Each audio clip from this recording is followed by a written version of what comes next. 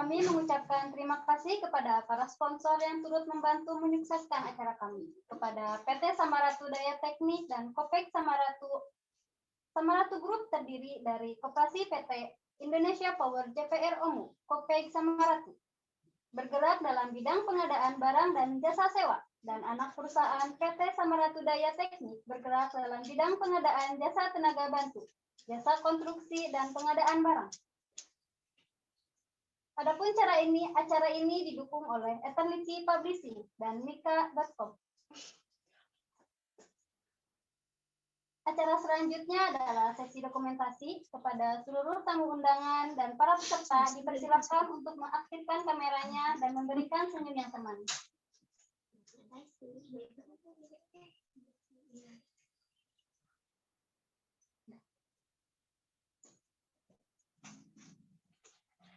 Dalam hitungan ketiga, 1, 2, 3.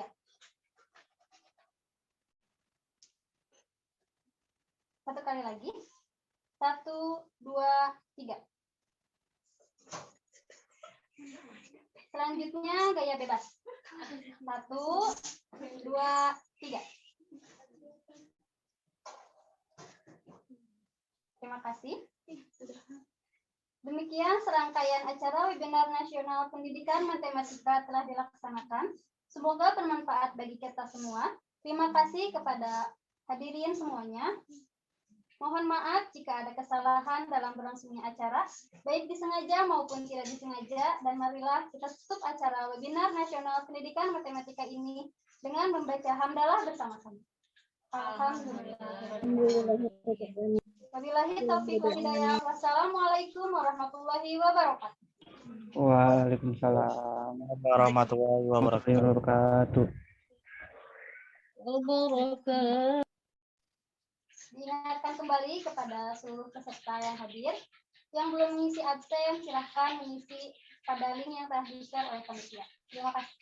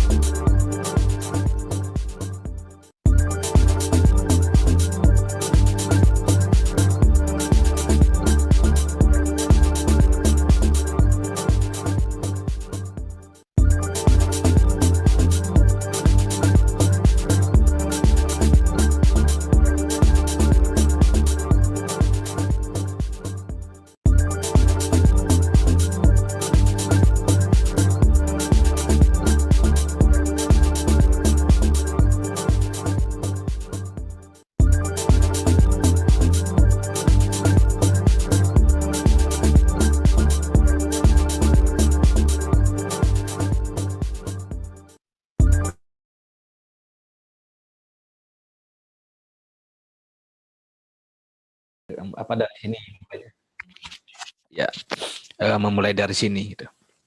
Nah, dalam hal ini tentu akhirnya kita semua dilahirkan di mana, di daerah manapun di Indonesia ataupun di seluruh dunia, besar di mana, kemudian dan sekarang tinggal di mana, pasti kita tinggal berinteraksi dalam sebuah kelompok budaya gitu.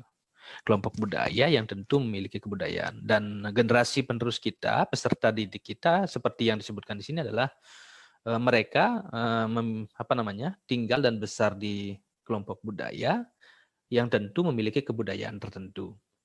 Oleh karena itu kita semua memiliki tanggung jawab dalam melestarikan nilai-nilai luhur budaya.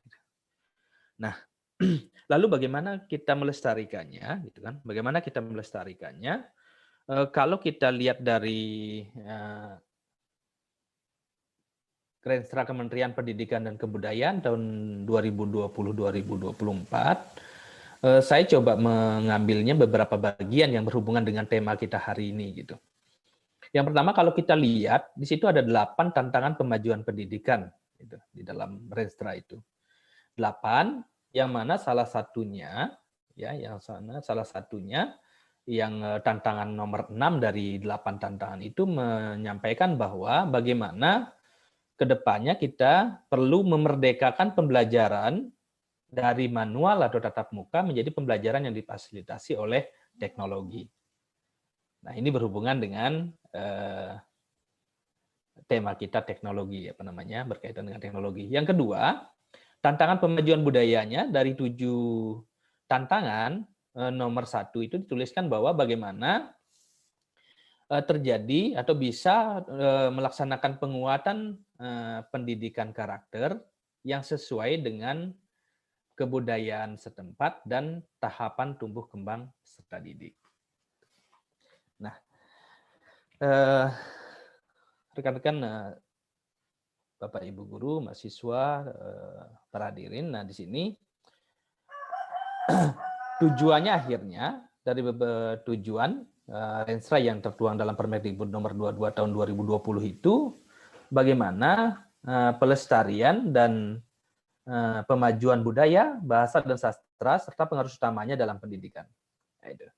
Ya, jadi ini dasar yang barangkali bisa menjadi pijakan kita ke depannya, misalnya dalam pembelajaran ke depan, bagaimana kita bisa mengintegrasikan atau bagaimana kita bisa berperan sebagai pendidik matematik, baik pada jenjang pendidikan dasar, menengah, ataupun perguruan tinggi, bagaimana kita bisa melakukan pelestarian dan pemajuan budaya, dan melalui bidang kita, yaitu di bidang pendidikan. Oke. Nah, di situ juga dituliskan dari indeks pemajuan budaya yang dimensinya ada beberapa dimensi, di mana pendidikan salah satu sebagai dimensi. Ada ekonomi budaya dan sebagainya, ada budaya literasi, ekspresi budaya dan sebagainya. Nah, inilah beberapa hal yang bisa menjadi pijakan kita, bisa mulai menjadi landasan. Oh iya, bisakah kita nanti kalau misalnya mau mengajar matematik, kita coba sekaligus kita melestarikan budaya. Nah, lalu kita lihat program-program kementerian yang saat ini. Kita tentu sudah sangat familiar dengan Merdeka Belajar gitu. Sehingga episode yang terakhir ini, episode 11 itu tentang vokasi, ya, pendidikan vokasi. Tapi kalau kita flashback sedikit, di akhir tahun di akhir tahun 2019 atau di awal 2020 itu kan dimulai diluncurkan episode yang pertama. Pas pertama kali kita awal-awal mengenal Merdeka Belajar itu, kita mendengar tentang tidak ada UN gitu kan, kemudian ada AKM itu episode 1 itu asesmen kompetensi minimum. Di sini perlu kita lihat ada diistilahkan dengan kompetensi minimum gitu, asesmen penilaian kompetensi minimum. Nah, ini akan ada hubungannya nanti bagaimana hubungannya dengan budaya dan teknologi. Kemudian ada RPP 1 lembar dan penerimaan dengan sistem zonasi. RPP 1 lembar juga akan berhubungan dengan bagaimana kita mengelola pembelajaran, terutama di pembelajaran daring.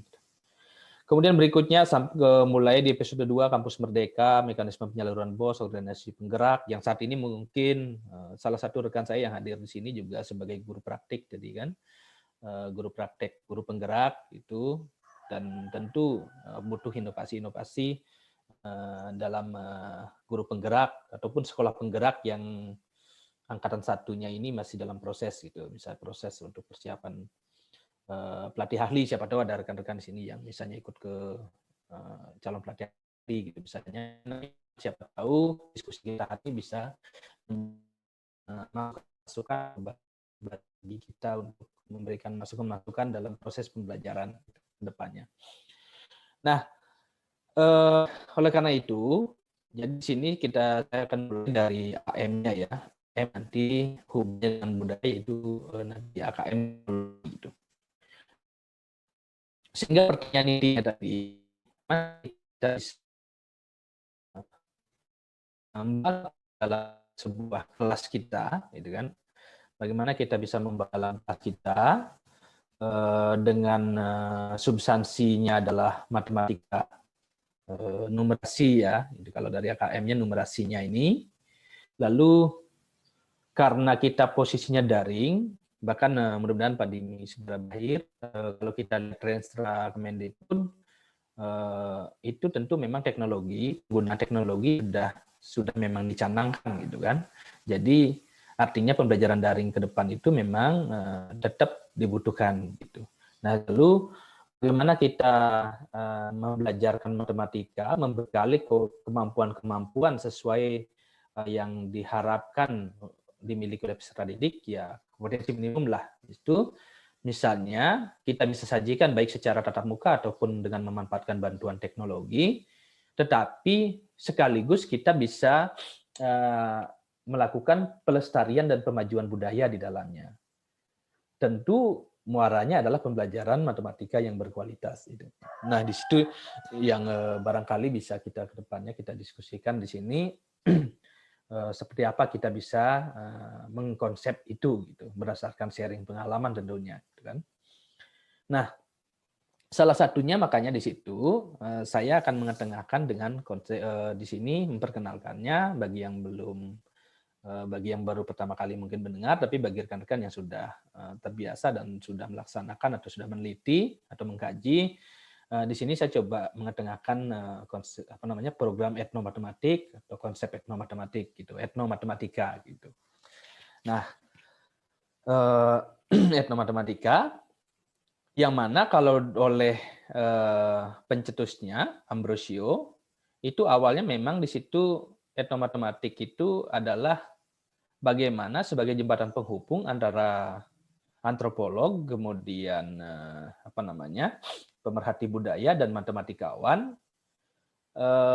untuk melihat bentuk-bentuk matematika, bentuk-bentuk lain dari misalnya matematik atau misalnya matematika dalam kehidupan bermasyarakat, misalnya seperti itu. Nah, kalau kita lihat sejarah perkembangannya, sebenarnya sudah dimulai cukup lama, gitu kan? Mulainya cukup lama, itu di tahun 1960-an. Kemudian idenya muncul. Di tahun 1976, itu mulai di International Congress Mathematics Education, di Kongres Pendidikan Matematika Internasional, itu mulai ketengahkan sebuah pertanyaan, mengapa mengajar matematik? Lalu tujuan di pendidikan matematika itu apa? Gitu kan. Kemudian di Kongres yang keempat di tahun 80, diketengahkan tentang konsep kurikulum holistik. Kemudian di tahun 84, Kongres yang kelima, itu mulai dimunculkan tentang socio-cultural base of mathematics education, gitu kan. Di sini sudah mulai muncul tentang sebuah komunitas suku itu kan, maksudnya tentang bagaimana bermatematika di masyarakat gitu kan. Dan muncullah dikenalkan yaitu etnomatematika dan etnomatematik. Etno ini berkaitan dengan budaya, antropologi budaya, matema berkaitan dengan konsep-konsep atau berpikir matematis, misalnya menghitung, memprediksi memprediksi dan lain sebagainya gitu. Kemudian TIK ini di situ dihubungkan dengan teknologi atau seni gitu kan, teknologi atau seni. Jadi begitu sebenarnya kalau di tahun 84 etnomatematik itu. Nah, setelah itu di tahun sebelum di tahun 85 pada rapat rutin itu kan di dalam NCTM di salah satu grup diskusinya itu ya, itu sudah mulai muncul framework-nya, kemudian sehingga dan seterusnya pada Kongres ke-6 di Budapest itu mulai di dalam grup diskusi etnomatematik ini dimulai dimunculkan bahwa internasional grup etnomatematik itu mulai didiskusikan di situ. Dan mulailah dilakukan International Conference of Etnomathematics pada tahun 98 di Grenada, Spain. Nah, begitu barangkali kemudian sehingga masuk ke Indonesia, kemudian banyak penelitian-penelitian Indonesia tentang etnomatematik. Gitu. Nah, itu saya coba ketengahkan bahwa ada wadah gitu ya, ada wadah bagi kita, bagi pendidik untuk menggunakan atau mengintegrasikan budaya atau nilai-nilai luhur budaya yang ada di sekitar kita ataupun kita ada di Indonesia, pelajaran matematika. Wadahnya adalah etnomatematika. Kenapa? Karena di etnomatematika atau etnomatematika sendiri itu merupakan irisan, gitu ya. Kalau kita lihat merupakan irisan antara matematika, pemodelan matematika dan antropologi budaya. Jadi disinilah dia gini. Ketika sudah ada sebuah etnomatematik, gitu misalnya, etnomatematik A, gitu misalnya, itu maka di situ pasti sudah ada matematika, sudah ada antropologi budayanya, ada aspek budayanya, dan ada pemodelannya. Nah itu kalau saya mengacunya, baik pada saat menulis disertasi ataupun sampai sekarang saya masih berpatokan pada definisi ini, bahwa etnomatematik itu sebagai irisan dari antropologi budaya, matematika, dan pemodelan matematik. Nah, dari sini mudah-mudahan rekan-rekan mahasiswa dan teman-teman, terutama yang baru-baru ya, yang baru mulai misalnya berkenalan dengan etnomatematik, bisa menemukan benang merahnya, bahwa bagaimana sih matematika dan budaya itu bisa dibawa ke dalam sebuah kelas? Oh, bisa melalui etnomatematik salah satunya gitu. Mungkin ada konsep-konsep lain, misalnya RME misalnya gitu kan. Realistic Mathematics Education gitu. Tentu juga bisa, tentu bisa itu. Saya berapa kali ngikuti konferensi atau membaca hasil publikasi, tentu ada di situ kan, bahwa Realistic Mathematics Education membawa di lingkungan sekitar dibawa ke dalam kelas. Tapi saya coba dalam kesempatan ini mengetengahkannya melalui etnomatematik gitu. Nah, lalu pertanyaan muncul. Kalau kita, saya yakin Bapak Ibu di room virtual ini dan rekan-rekan mahasiswa yang memang background dari pendidikan matematik, baik mahasiswa pendidikan matematik ataupun guru matematika, maka tidak banyak lagi mempertanyakan bahwa matematikanya apa sih? Kemudian pemodelan matematika yang dimaksud apa sih? Tidak. Tetapi justru barangkali ada kita mungkin masih agak awam. Nah, sekarang budaya yang mana saja yang bisa kita apa saja sih yang bisa kita eksplorasi atau kita bawa ke dalam kelas? Apakah itu betul masuk budaya? Bagaimana caranya kita ngecek bahwa itu budaya atau antropologi budaya misalnya gitu. Nah, saya dalam hal ini memakai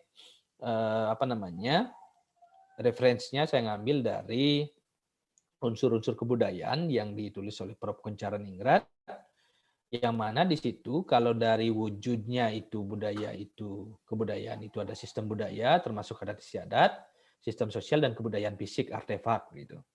Kemudian dari sisi unsurnya bahasa, semua kelompok budaya itu pasti memiliki bahasa, gitu kan. Kemudian sistem pengetahuan, memiliki sistem pengetahuan, kemudian sistem religi, kemudian sistem teknologi. Nah, sistem teknologi ini barangkali nanti apakah teknologi yang dimaksud seperti misalnya perangkat-perangkat teknologi yang sekarang atau seperti apa gitu. Nah, teknologi kalau zaman dulu misalnya teknologinya tadi sebelum perkenalkan perangkat seperti yang kita pakai saat ini, tentu yang dimaksud teknologi tidak bukan itu, mungkin teknik pembangunan rumah, teknik pembangunan alat-alat mata pencaharian itu tentu juga termasuk teknologi yang dimiliki oleh masyarakat kelompok budaya gitu.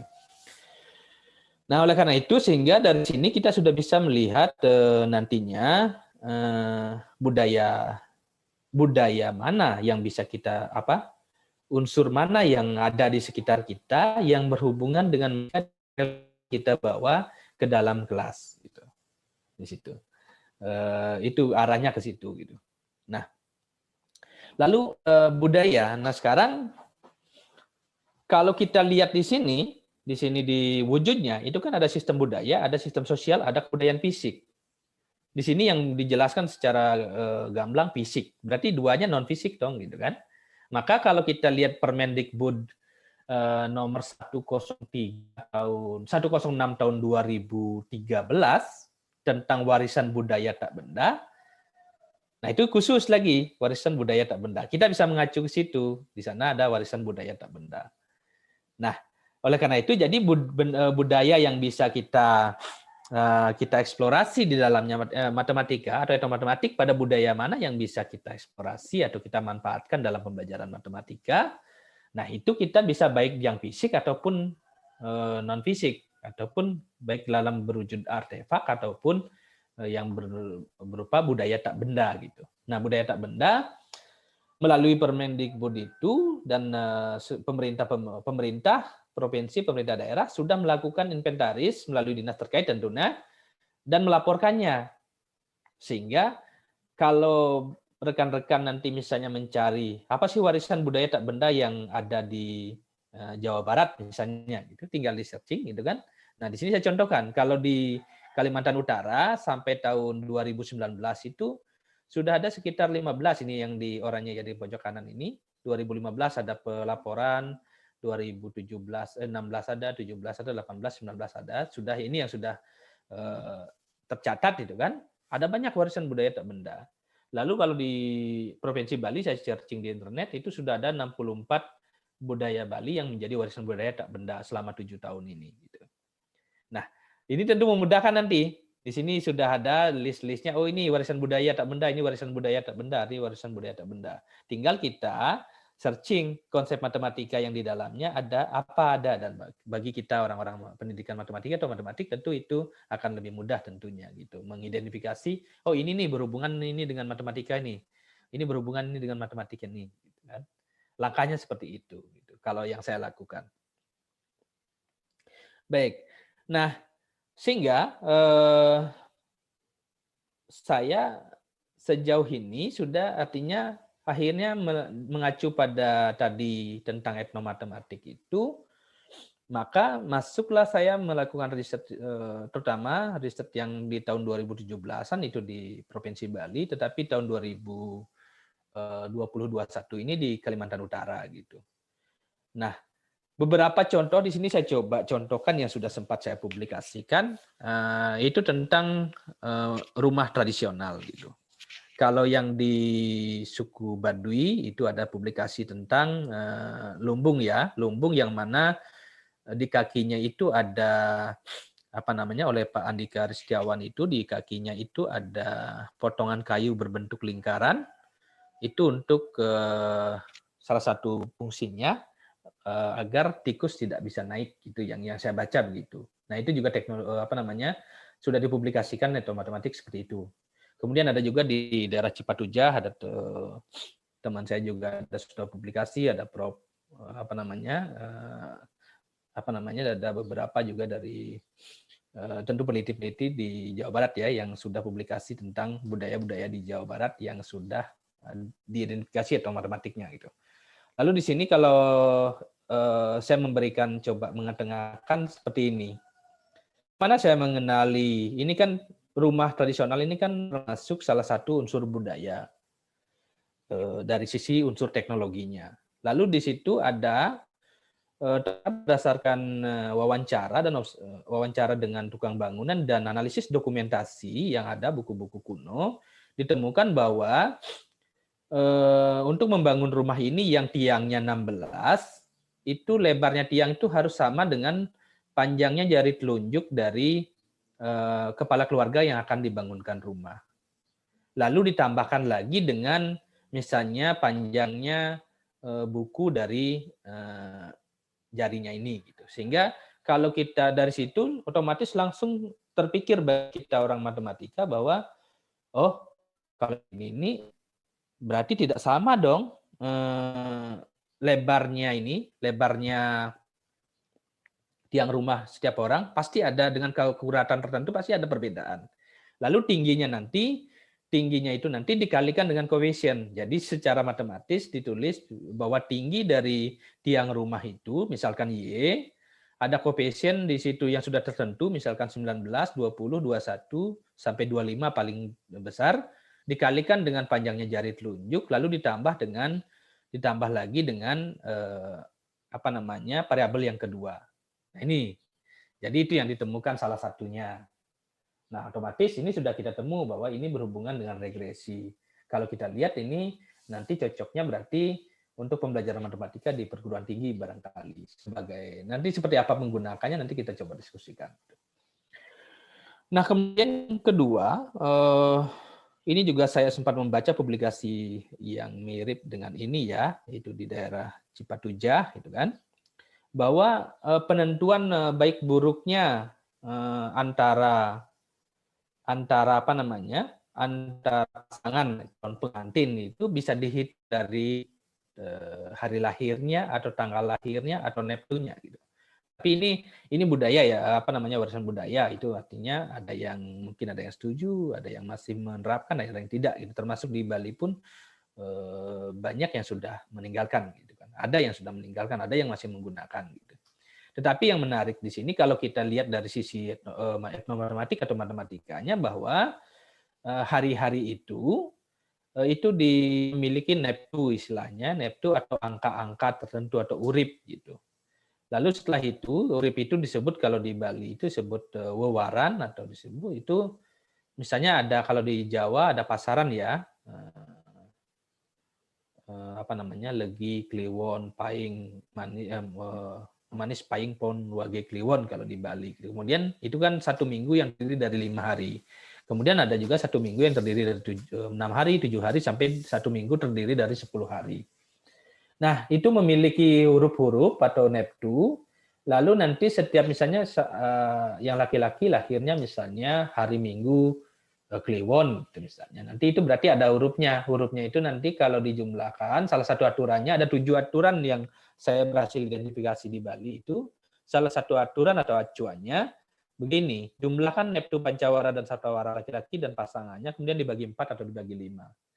Pasangan bagus jika sisanya 2 atau sisa 3. Jika dibagi 5, bagus jika sisa 1, sisa 2, atau habis dibagi. Nah ini. Jadi, sekarang matematikanya apa? Ada di situ penjumlahan, kemudian ada pembagian, ada sisa, dan sebagainya. Pembagian bersisa, bagi habis, dan sebagainya. Gitu. Nah, dari situ kita bisa sudah mulai melihat oh ini cocok untuk materi siswa kelas berapa. Nah, seperti itu. Kemudian penentuan hari baik gitu. Hari baik. Memang saya sering diskusi itu misalnya ada yang katakan bahwa semua hari baik ya, setuju gitu kan. Tetapi ternyata di kelompok budaya tertentu ada bahwa hari tertentu memiliki karakter, hari-hari itu memiliki karakter masing-masing gitu. Nah, sekarang mohon maaf ini saya mencoba hasil riset saya itu tentang bagaimana hari raya Hindu gitu kan, yang berbasis pada wewaran tadi, ternyata itu ada gitu kan, bisa ada pawukon namanya, bahwa setiap minggu itu ada namanya ada disebut wuku gitu.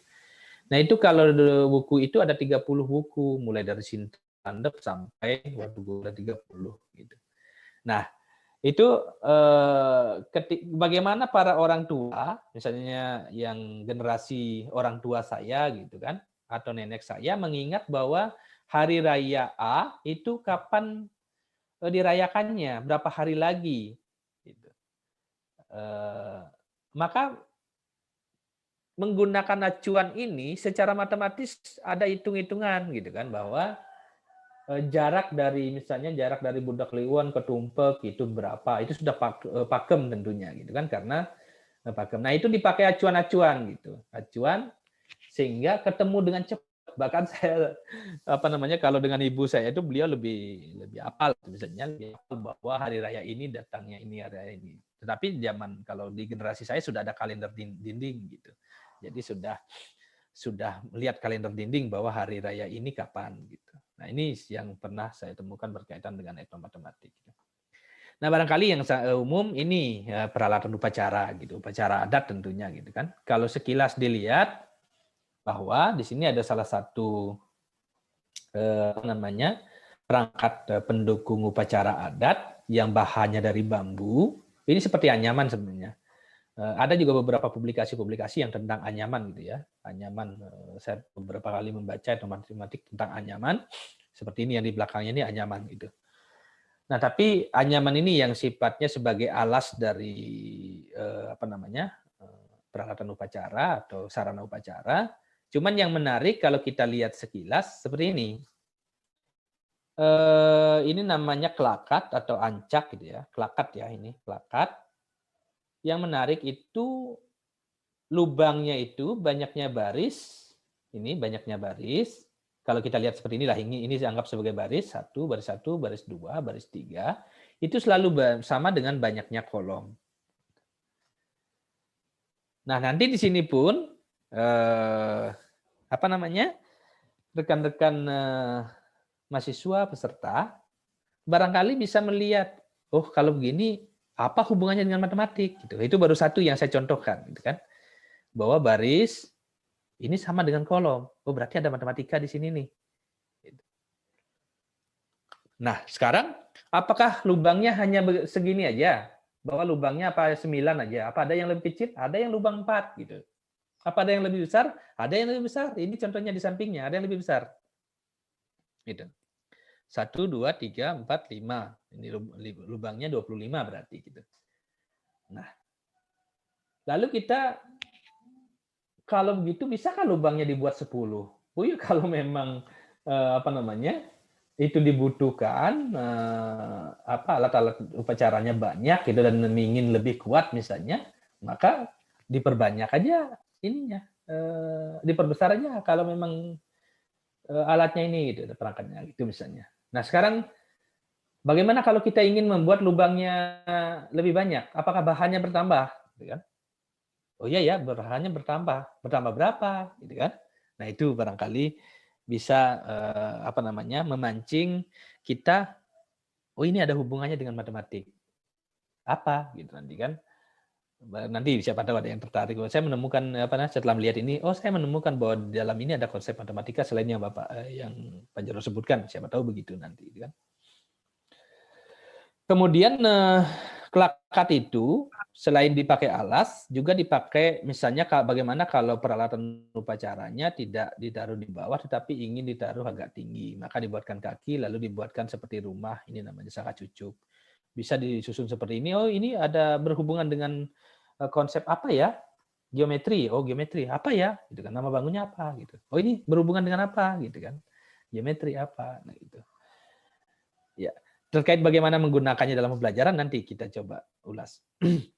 Nah, ada lagi saya menemukan konsep berikutnya adalah bagaimana di dalam salah satu buku yang disebut di bukunya naskah kuno, yaitu Asta Kosala Kosali, naskah dalam bentuk lontar yang sudah dibukukan oleh penulis-penulis, salah satunya saya ngambil di buku Widana tahun 2001, itu di dalamnya disebutkan bahwa Widana dan Tonjaya, kalau yang lebih dulu, di bukunya lebih dulu saya sempat baca, itu di Tonjaya tahun 1982, awalnya lontar, baru kemudian diterjemahkan dibawa dalam ke buku dengan bahasa Latin, gitu kan? Nah, yang menarik di sini, barangkali nanti bisa rekan-rekan juga kita diskusikan bahwa kalau masyarakat Bali ingin membuat rumah, pekarangan rumah, maka ukuran-ukuran pekarangan rumah yang bagus itu ini namanya ya, ukuran gajah namanya. Ini bagus, bagus, hayu itu bagus, bagus, bagus, bagus, bagus, gitu kan. Dari utara ke selatan. Nah, ini kan diusahakan berarti dari utara ke selatan gitu kan. Ya, anggaplah utara selatan gitu kan. 15 depa kali 14 depa, atau kalau tidak mencukupi segitu misalkan 11 kali 10. Nah, depa ini seberapa? Salah satunya ini. Jarak dari telapak kaki sampai dengan ujung jari tengah ketika tangan direntangkan ke atas di samping telinga, lurus gitu. Atau tangan kedua-duanya direntangkan mendatar kiri kanan begini dari ujung tangan kiri sampai ujung tangan kanan lurus begitu. Itu depa. Atau disilang dari ujung kaki sini sampai ujung tangan kaki kanan sama tangan kiri direntangkan begitu silang, begitu membentuk diagonal, itu 1 depa gitu. Nah, itu ada ukuran depa, tetapi salah satu anggaplah referensinya ini. Namun pertanyaannya sekarang kan, depa antara saya dengan depa, panjangnya ukuran depa saya dengan ukuran depa misalkan Pak Aristia tadi misalkan, kemungkinan besar beda dalam ketelitian sentimeter, gitu ya. Tingkat akurasi sampai 1 sentimeter bisa beda, selisih. Berarti kalau begitu, ukuran pekarangan walaupun menggunakan ukuran yang sama-sama gajah antara saya dan Pak Aristia misalkan begitu, maka itu akan beda gitu. Nah, ini yang sudah saya sempat publikasikan juga gitu. Nah, berikutnya saya juga menemukan tentang misalnya ini aplikasi tentang menyejahitan sama seperti tadi. Nah, ini konsepnya nanti adalah pembuatan perangkas unik, bentuknya ini kiri dengan kanan sama. Kalau ini dianggap sebagai sumbu Y, berarti ini kuadran 2, ini kuadran 1, kurang lebih begitu. Nah, sekarang bagaimana kalau membuat yang lain? Nah, ini kalau dibalik nanti bentuknya akan seperti apa gitu. Baik, seperti itu. Tujuan saya share ini kepada Bapak Ibu adalah bahwa ada budaya-budaya seperti ini yang tentu di lingkungan Bapak Ibu mungkin berbeda, ya, kemungkinan besar berbeda, tetapi yang saya ketengahkan beberapa tadi adalah dari unsur teknologi, unsur religi, itu 2 yang saya ketengahkan. Gitu. Nah, tentu nanti bisa lihat dari unsur sistem pengetahuan, sistem organisasi, bahasa, dan sebagainya. Itu bisa dikaji lagi di lingkungan rekan-rekan mahasiswa dan Bapak Ibu gitu. Nah, itu contohnya seperti itu yang sudah saya kerjakan tentang bagaimana mengeksplorasi matematika, konsep-konsep matematika yang ada di budaya. Nah, setelah kita memiliki tadi etnomatematik, nah sekarang kan bagaimana? Beberapa kali saya dalam suatu forum ditanyakan, Pak, apakah saya harus eksplorasi dulu baru membawanya ke kelas gitu misalnya. Nah, sebenarnya banyak sudah publikasi-publikasi, tinggal nanti penting untuk mencocokkan dengan topik matematika yang sedang atau akan dibawakan ke dalam kelas. Nah, berikutnya mari kita lihat lalu bagaimana mengemas etnomatematik dalam pembelajaran daring. Nah, itu. Jadi kita akan masuk ke teknologinya ya, teknologinya sekarang pembelajaran daringnya. Lalu bagaimana kita mengemasnya? Nah, kita mulai dulu. Kapan sih pembelajaran dikatakan daring? Kita mulai dari sini sedikit. Ternyata kalau dari pedoman pengembangan kurikulum, saya ambil dari pedoman pengembangan kurikulum perguruan tinggi. Pembelajaran dikatakan daring itu apabila proses hampir sepenuhnya atau lebih dari 80% dilakukan secara online. Itu. Ini ya. Lebih dari 80% itu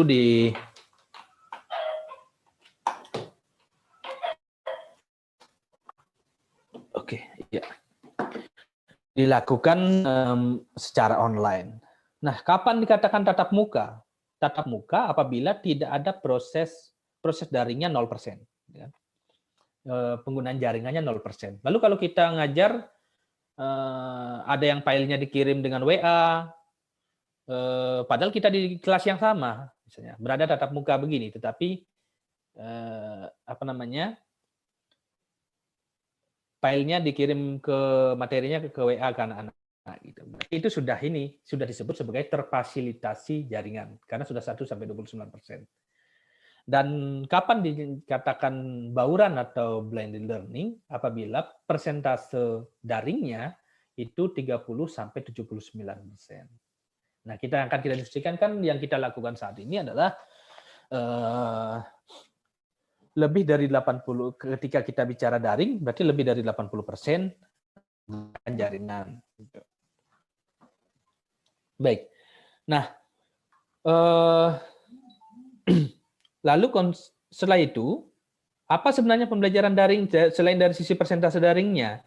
Bagaimana pembelajaran daring? Nah, sebenarnya di sini bisa saya mengambil salah satu definisi dari pedoman pembelajaran daring di kampus UBT itu bahwa pembelajaran daring itu pembelajaran yang memanfaatkan teknologi informasi dan komunikasi, kemudian dilaksanakan secara terencana dan sistematis, mengintegrasikan semua komponen, serta dapat diakses kapan saja dan di mana saja, tentu dengan kualitas yang terjamin dan unggul. Nah, cuman kan ini pembelajaran daring idealnya begini, tapi kan seperti yang disampaikan oleh Bapak Ibu tadi yang sebelumnya itu kan bahwa kendalanya banyak, gitu. Tapi idealnya yang diharapkan pembelajaran daring itu bisa berlangsung seperti ini. Nah,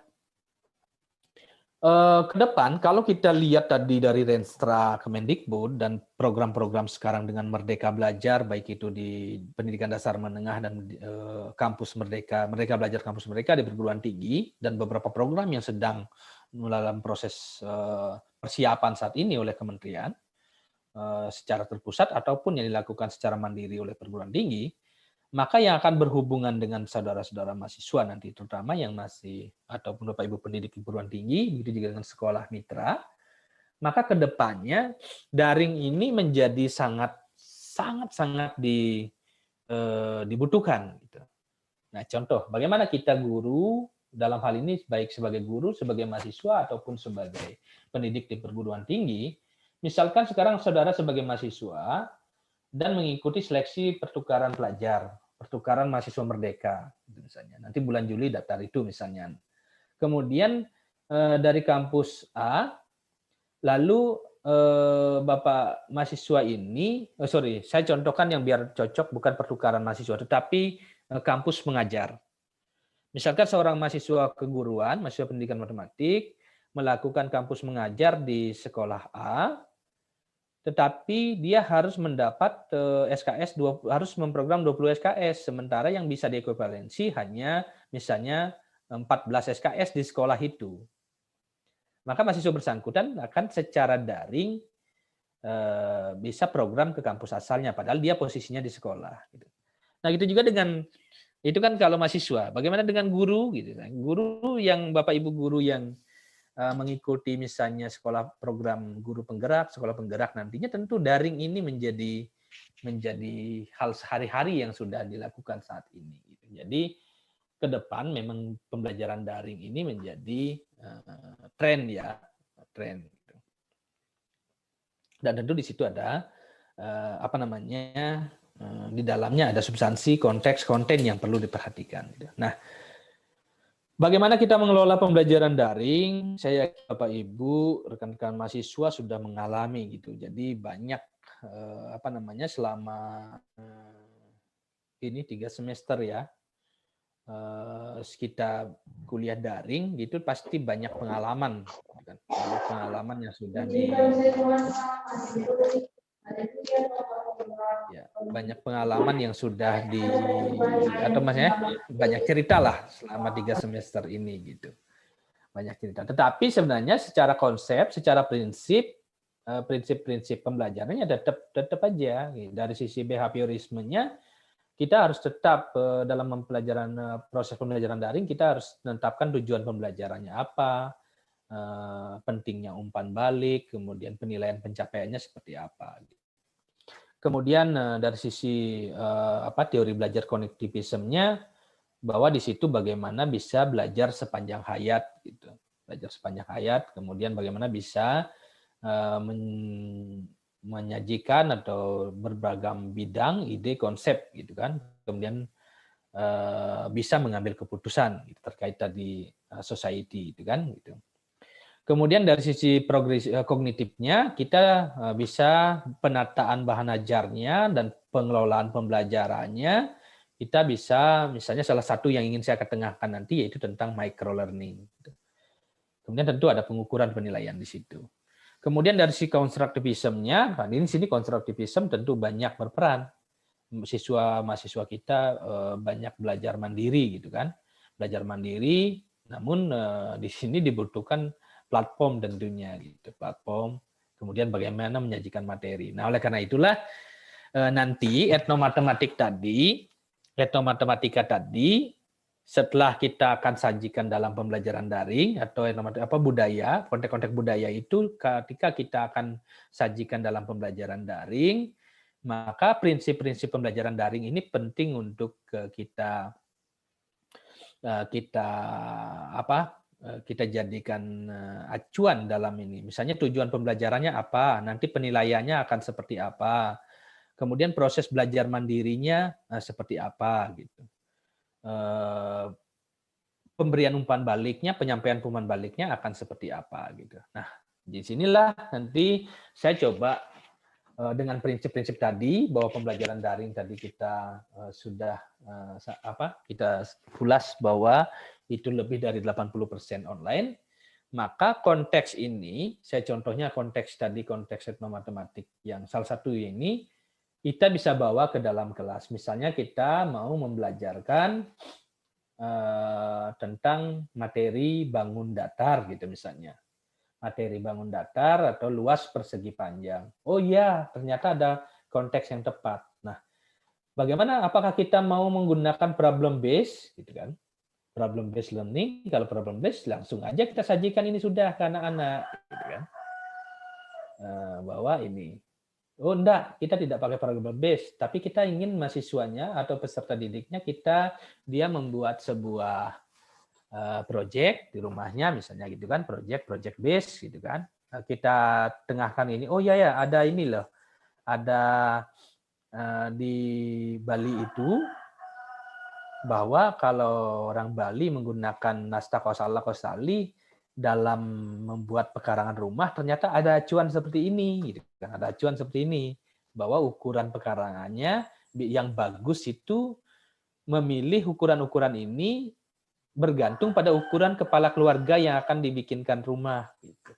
Ukuran depannya. Nah, sekarang coba kalian mahasiswa berperan sebagai kepala keluarga yang akan bangun rumah. Maka Anda akan memilih ukuran mana, lalu di lingkungan Anda biaya yang dibutuhkan kira-kira atau biaya lahannya sendiri berapa, seperti itu misalkan. Nah itu, jadi bisa dijadikan proyek seperti itu. Nah ini diketengahkan, dikemas tentunya, dikemas baik itu dalam bentuk LKS, dalam bentuk aktivitas yang lainnya nanti gitu. Nah nanti penyajiannya seperti apa akan bergantung pada aplikasi yang penting untuk dikuasai atau yang familiar bagi anak-anak kita. Gitu. Nah, kalau kita gunakan sebagai asesmen, untuk asesmen seperti apa? Nah, kita bisa mencoba melihat sebagai contoh asesmen pada Pusmenjar dari sisi numerasi. Bagi rekan-rekan yang belum sempat berkunjung, coba saja dicek, masuk ke Pusmenjar, lalu cari misalnya di sini materi SMP, MTS, atau paket B, ketik numerasi. Nah, maka di situ akan ada konteks gitu. Nah, ada konteks di situ. Konteksnya kalau yang kemarin saya lihat itu sebuah toko pakaian gitu. Ada tabel toko pakaian yang sudah saya coba kerjakan itu. Nah, lalu konteks toko pakaian yang disajikan di Posmenjar itu kita sebagai guru atau pendidik bisa mencoba mengganti konteksnya. Konteksnya kita ganti dengan ini misalnya. Kalau Bapak Ibu misalnya ingin mencoba mengenalkan ada budaya ini loh. Tapi kalau di lingkungan sekitar Bapak Ibu ada konteks yang sudah teridentifikasi atau tereksplorasi, itu aja dipakai, sesuaikan dengan materinya nantinya.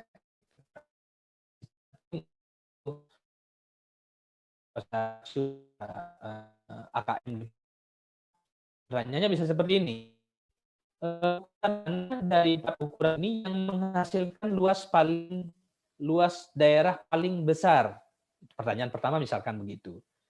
Kemudian kalau kepala keluarga A memilih ukuran gajah, kepala keluarga B memilih ukuran singa, pertanyaannya yang lebih besar yang mana? Nah, itu bisa memadukan lagi dengan bentuk-bentuk asesmennya nantinya, apakah benar bentuk butirnya, pilihan ganda, benar salah atau yang lain. Baik, saya mau menggunakannya sebagai konteks. Bapak Ibu memilih yang lain.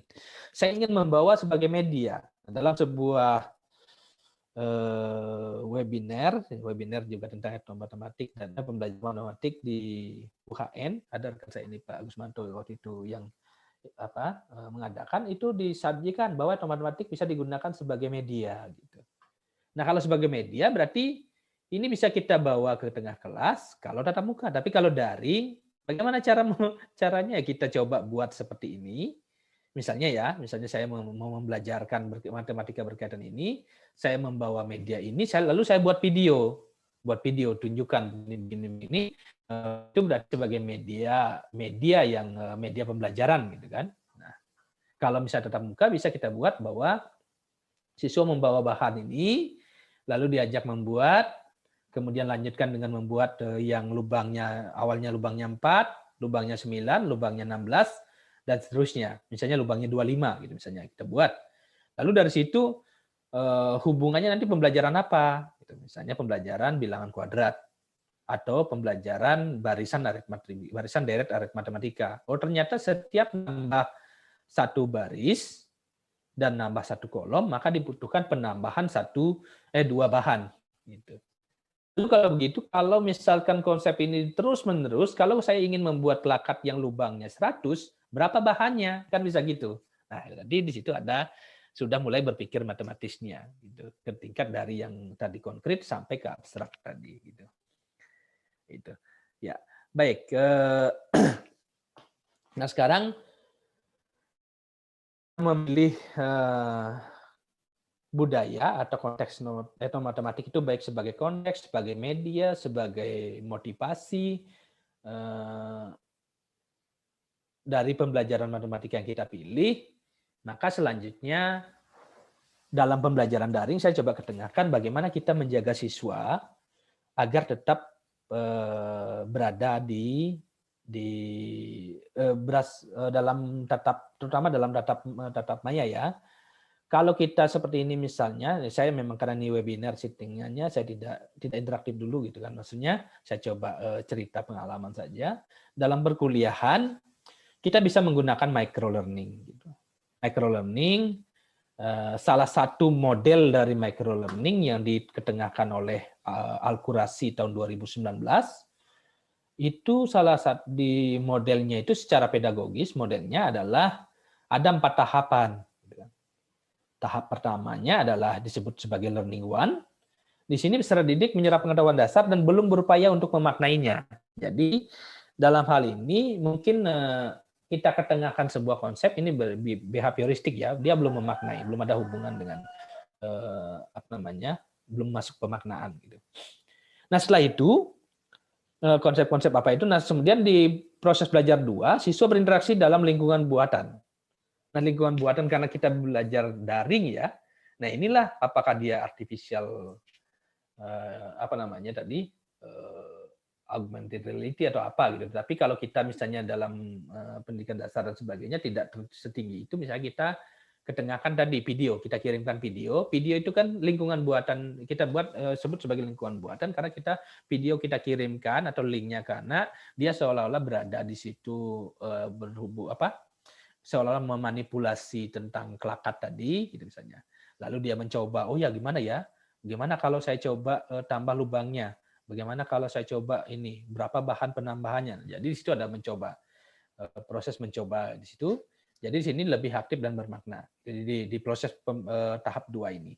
Kemudian di tahap 3 dia mulai mengkonstruk tadi bahwa misalkan kalau tadi kelakat tadi itu bagaimana kalau misalnya lubangnya 100 gitu kan seperti tadi.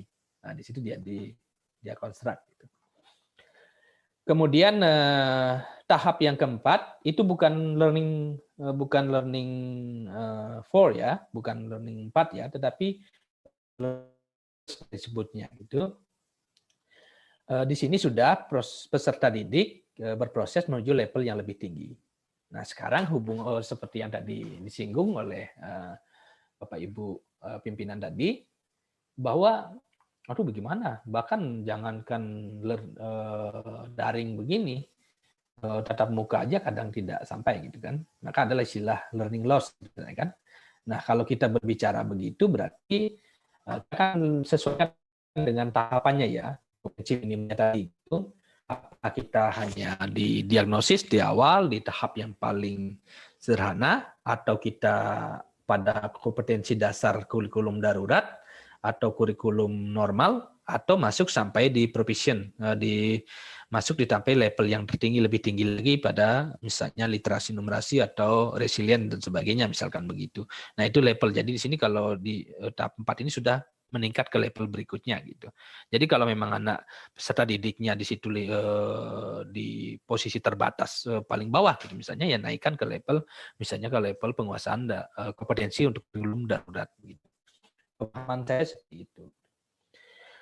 Dan yang Bapak Ibu, pengalaman saya mengisi perkuliahan di semester sebelumnya, itu kan di semester sebelumnya saya mencoba riset tentang micro learning ini bersama satu rekan saya. Maka penting bagi Bapak Ibu kalau kita pembelajaran daring, selain RPP atau RPS, penting kita membuat peta program. Ya, jadi penting kita membuat peta program. Ini peta program, kalau saya pada saat tahun 2018 baru mulai mengenal istilah ini terkait sepada itu peta program itu kurang lebih isinya adalah pada pembelajaran dimulai dengan apa, prosesnya mau sinkronus apa asinkronus, medianya bentuknya apa, audio, video, atau teks, kemudian linknya, kemudian aplikasi yang digunakan apa. Nah, itu kurang lebih gambarannya yang idealnya ada di dalam peta program gitu. Nah, di sini saya coba potong salah satu ambil salah satu yang peta program di salah satu pertemuan. Misalkan ini contoh ya, pemberitahuan peta program atau skenario pembelajaran kepada mahasiswa, sampaikan melalui WA Group atau melalui Telegram, tergantung mana yang dipakai Bapak Ibu. Ini aplikasi untuk komunikasi yang berperan di sini. Kemudian mengisi daftar hadir. Daftar hadir yang Bapak Ibu buat bisa kalau di Telegram bisa langsung. Misalnya di sini apa? Ngisi daftar hadirnya di mana Pak, Bu? Ya, di sini sudah ada disebutkan gitu. Kemudian di sini tadi misalnya learning one-nya itu apakah sekarang atau sebelumnya sudah disampaikan sebelum masuk kelas gitu. Nah, apakah di Google atau di Google Classroom atau di aplikasi mana yang Bapak Ibu gunakan, linknya apa gitu, linknya di sini gitu, sampai nanti pembelajaran ditutup gitu. Apakah ada tatap mayanya menggunakan apa, Zoom atau apa gitu. Nah, itu barangkali penting untuk membuat peta program dalam pembelajaran daring gitu. Jika secara administrasinya sih mirip sebagai pendukung RPS dia RPP gitu. Tapi kalau misalnya di sehari-hari skenario bisa dalam bentuk skenario ketik di WA dan sebagainya gitu. Baik. Nah, penyajiannya barangkali seperti ini gitu. Pengajiannya seperti ini, aplikasi misalkan kita memakai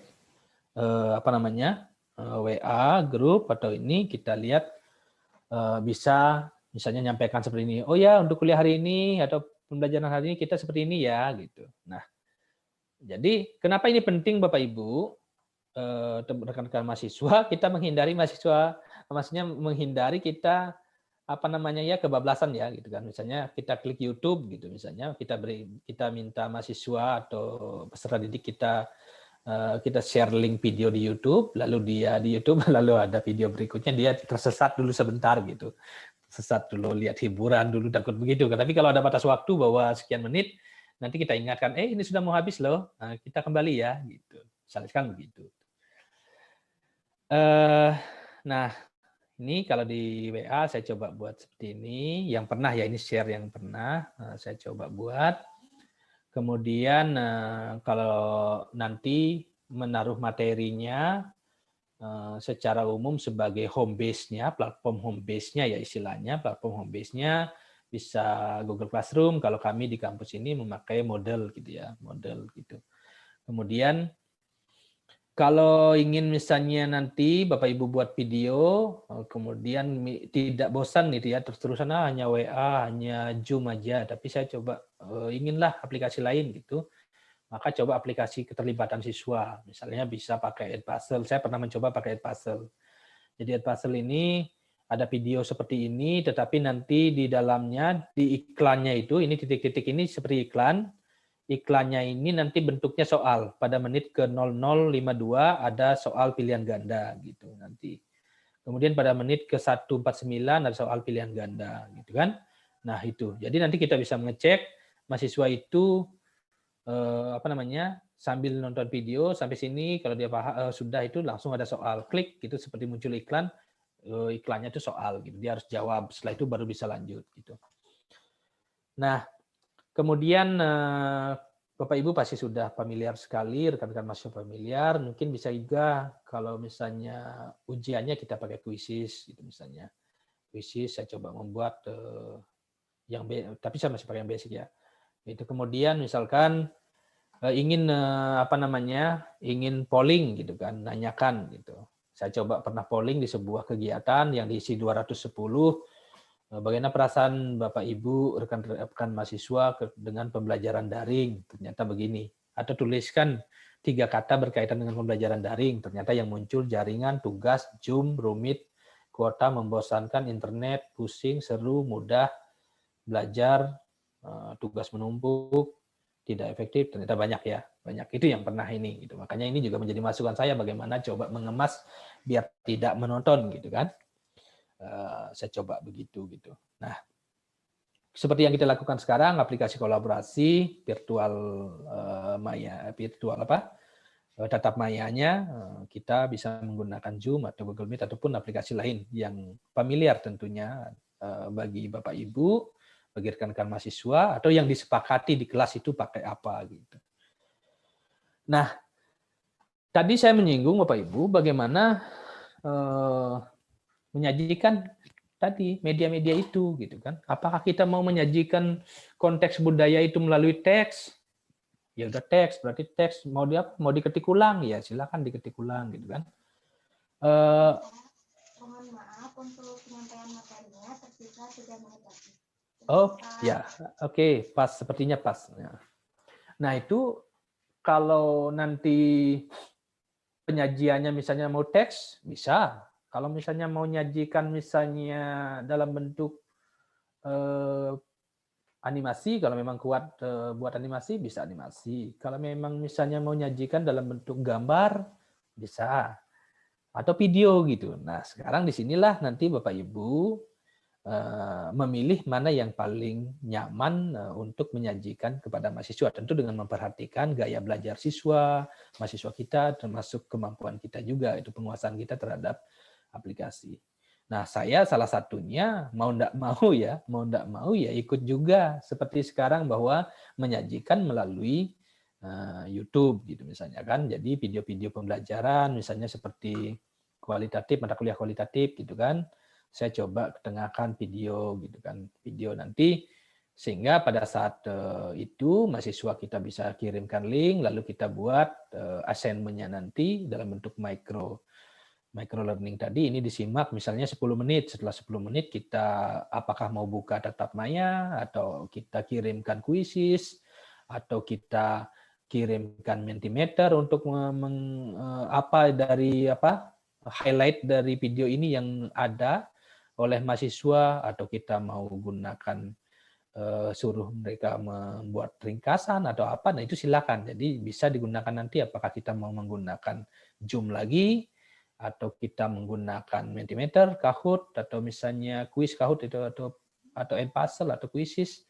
Nah, itu silakan gitu. Nah, jadi seperti itu barangkali rekan-rekan yang saya lakukan ya, yang saya coba lakukan. Tentu saya yakin Bapak Ibu, rekan-rekan mahasiswa memiliki pengalaman dan ketertarikan tersendiri pada teknik-teknik pembelajaran atau strategi-strategi pembelajaran daring gitu. Nah, yang jelas kalau pengalaman saya, terutama yang semester kemarin ya, semester ganjil lalu, itu saya dalam satu semester mahasiswanya ada banyak sekali nilainya gitu. Jadi tidak lagi hanya ada 2 tugas atau 3 tugas, 1 PTS, 1 PAS, tetapi ada kuis yang bobotnya 5%, ada kuis yang 7%, ada. Jadi begitu sehingga nanti disampaikan ke mahasiswa ini akan dimasukkan sebagai nilai UTS bobotnya 5%. Ini dimasukkan sebagai nilai ini bobotnya 10%. Gitu sehingga tercapai 10%. Nah, barangkali seperti itu yang bisa saya ketengahkan, berbagi pengalaman. Tentu banyak juga yang hal-hal yang belum memenuhi teori-teori pembelajaran tentunya, tapi itulah yang saya sempat laksanakan. Saya rasa begitu, saya kembalikan waktunya ke saudari moderator. Mohon maaf kalau penyampaiannya tadi ada yang kurang pas. Terima kasih.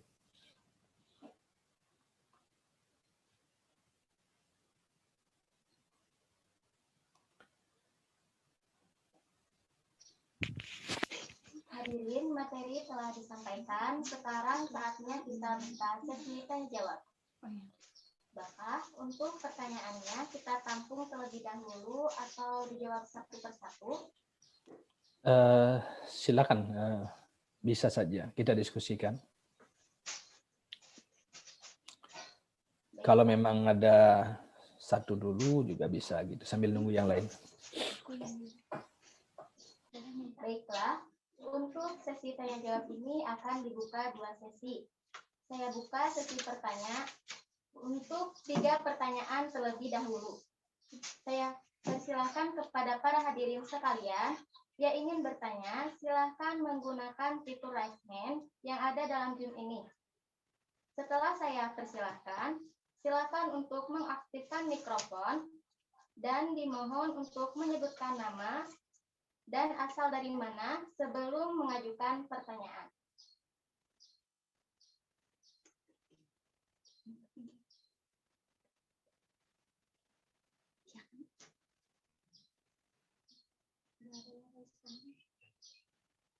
Itu basic.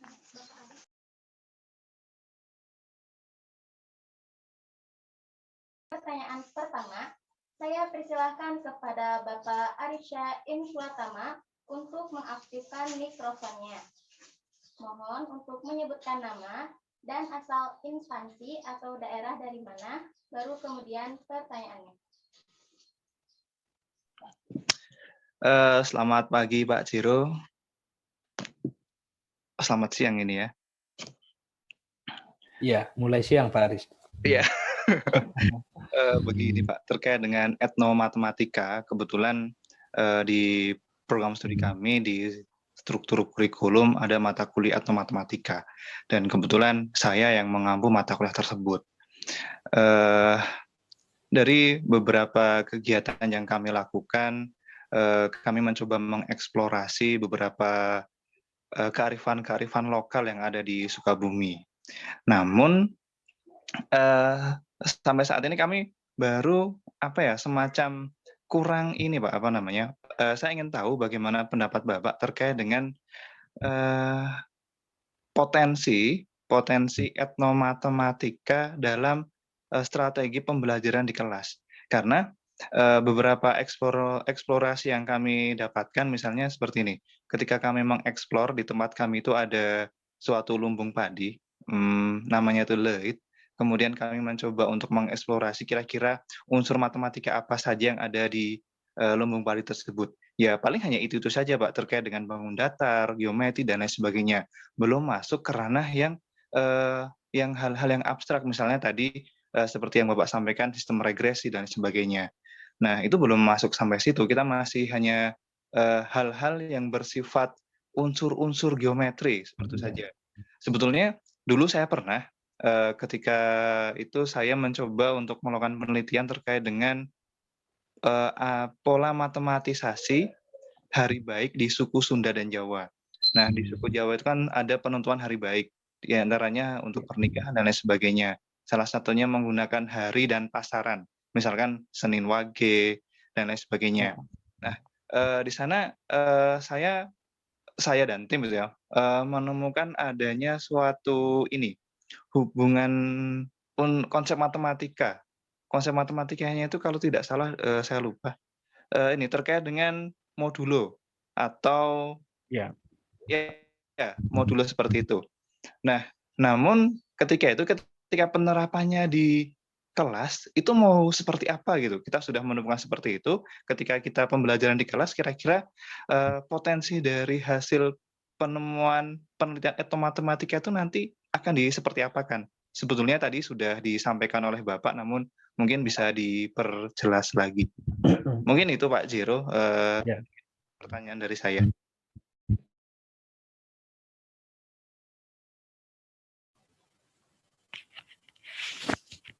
Baik, terima kasih Bapak atas pertanyaannya.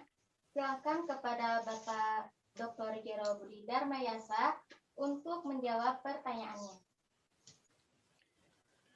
Ya, baik Pak Riz. Ya, jadi ternyata ini ya, jadi ada irisan kita memiliki ketertarikan di etno gitu kan. Jadi memang banyak teman-teman gitu kan. Tadi termasuk yang Pak Riz bilang itu, Pak Riz bilang yang Senin Wage dan sebagainya. Ini saya menemukan bahwa di Jawa Barat memang ada, digunakan di Jawa Tengah, di Jogja ada teman saya juga meneliti itu. Bahkan sudah publikasi, kemudian saya tadi sudah 2017 juga sempat menelitinya gitu. Nah, kemudian yang kedua, memang kadang kita ada sedikit dari statement Pak Aris yang pertama sedikit. Saya pun ini apa ya sih ini masuk ke matematik gitu. Saya pas kita lihat bangun-bangun datar dulu gitu kan. Ini sebatas ini kah gitu kan. Sehingga ingin kita yang lebih tinggi gitu, lebih konsep-konsep matematika yang lebih abstrak gitu. Nah, di sini tentunya akhirnya yang saya lakukan kalau seperti di Kaltara sekarang, ukiran temuannya masih di situ, Pak. Pak Aris, ukiran temuannya masih di pergeseran masih di situ. Tetapi coba ditelaah sedikit ke dalam, cuman ini belum publikasi. Sudah sempat saya submit kemarin, cuman belum. Ini masih baru mau masuk tahap review gitu. Konsep koordinat kartesius masuk gitu. Jadi kan ada penambahan sedikit. Koordinat kartesius itu gini, misalnya kalau saya tukang ukir nih gitu, saya tukang ukir. Lalu misalkan Pak Handri, ya kebaliklah, Pak Handri Wijaya misalnya ini saudara Handri, gitu kan? Saudara Handri ini misalnya tukang ukir, tapi saya magang gitu, saya belajar ngukir. Lalu saya disuruh mindahkan ukiran sederhana lah. Contoh bentuknya misalnya bentuk motifnya motif segitiga gitu misalnya. Motif segitiga, saya disuruh mindahkan dari kertas ke dinding. Nah, saya bingung mau mulainya di mana gitu kan. Saya mau mulai dari mana ini? Dari sudut yang mana? Saya mulai sketsanya gitu. Nah, baru langkah pertama kalau kita misalnya dindingnya kita sketsa bentuknya persis seperti yang di kertas, misalnya bentuknya kalau di kertas itu pakai skala ya. Nah, masuk skala di situ gitu. Skala kita pindahkan tuh, bukan ukiran ukiran tulis ya, bukan pahat ya. Lukis lah gitu kan. Ukiran tapi dilukis di dinding gitu misalnya. Maka kita pindahkan. Tentu kita akan sarankan, coba dulu ambil titik ini, titik kirinya diambil, ambil 2 satuan dari kiri, pojok kiri bawah, dan ambil 2 satuan dari tepi kirinya tembok, 2 satuan itu misalnya 2 satuan nanti entah 2 cm, entah 20 cm, lalu ambil 3 satuan dari bawah. Maka ketemu koordinat itu. Jadi kalau 2 satuan dari kiri dan 3 satuan dari bawah berarti ketemu koordinatnya kan 2,3 gitu. Masuk ketemu di situ Faris. Satu hal baru yang menemukan segitu saja dalam satu riset itu sudah cukup membuat senang gitu ya. Nah, itu pertama. Apalagi tadi modulo dan sebagainya. Nah, kemudian kita misalkan tadi ada pada saat itu nanti kita bawa ke dalam kelas gitu. Nah, membawa ke dalam kelasnya ini memang kalau saat ini saya dari sisi hemat saya itu lebih mudah, jauh lebih mudah membawa bukan mudah sih. Sebenarnya lebih mudah menceritakan kepada mahasiswa gitu. Karena kalau ke siswa atau mahasiswa kenapa? Karena AKM itu yang literasi numerasi karakter ini yang bisa kita sentuh literasi numerasinya secara sekaligus gitu. Jadi kita seperti tadi kita ceritakan misalnya ya. Jadi seperti tadi kita ceritakan misalnya saya yang tadi saya coba sebentar, saya coba share dulu satu yang ini.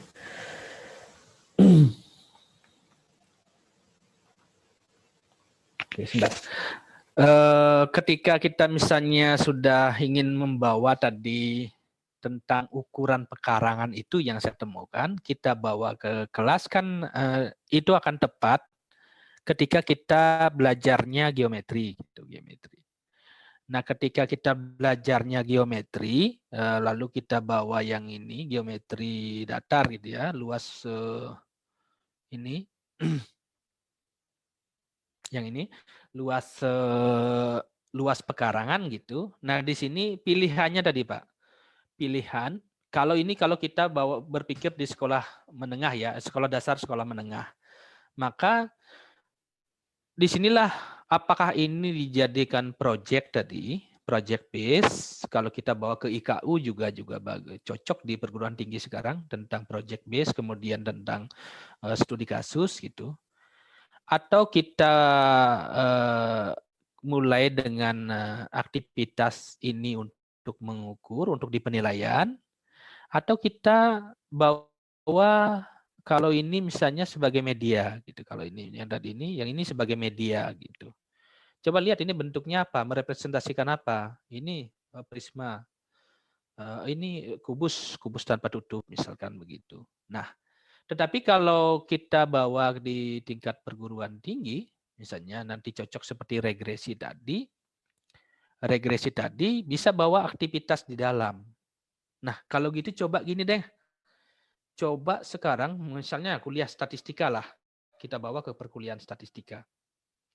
Kalau gitu coba setiap mahasiswa yang di dalam kelas sekarang, kita sudah ketengahkan tadi itu. Ketengahkan bahwa ukuran rumah itu ditentukan dari panjangnya jari telunjuk. Kita siapkan penggaris, lalu kita bawa ke dalam kelas. Lalu semua sekarang, seluruh mahasiswa dalam kelas ukur panjangnya jari telunjuk ini dan sajikan datanya. Nah, sajikan datanya. Setelah itu, sajikan datanya, berarti kalau begitu, kalian tinggi rumah kalian nanti, tinggi tiang rumah nanti di kelas ini rata-rata berapa, simpangan bakunya berapa, dan sebagainya. Bisa dibawa ke situ. Nah, jadi yang terpikir oleh saya sejauh ini seperti itu Pak Aris, gambarannya gitu. Jadi tentu Pak Aris pasti punya pengalaman yang lebih menarik tentunya, mungkin bisa dilihat. Saya akan mengetengahkan baru dari sisi 2 tadi. Dari sisi media, konteks, atau sebagai motivasi 3 baru 3 gitu yang saya ketengahkan. Tapi saya terbuka diskusi, jadi tidak serta-merta bahwa apa yang saya sampaikan itulah yang benar, tidak gitu kan. Jadi selalu terbuka untuk diskusi, masukan dari teman-teman dan sebagainya. Saya kembalikan, siapa tahu Pak Aris ada. Mungkin sedikit sharing Pak. Sebetulnya saya pernah kadang saya membawa hasil kajian etnomatematika ini juga ke dalam mata kuliah. Kalau saya ngajar geometri transformasi di tempat kami itu ada batik namanya batik Sukabumi. Nah itu kan mungkin bisa mencerminkan bisa menggambarkan terkait dengan seperti apa sih pencerminan, kemudian konsep dilatasi. Nah, baru-baru seperti itu, berarti cuma sebagai media dan sumber belajar gitu, belum bisa menentukan semacam apa ya, bagaimana menemukan konsep matematika dengan menggunakan hasil kajian etnomatematika, masih seperti itu. Jadi di awal mungkin sebagai pendahuluan saya tampilkan dulu beberapa batik gitu ya, batik Sukabumi misalnya.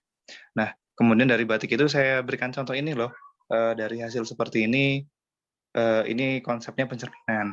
Kemudian sifat-sifatnya seperti ini, kemudian kita baru memulai pencerminan itu apa. Mungkin sebagai persepsi mungkin.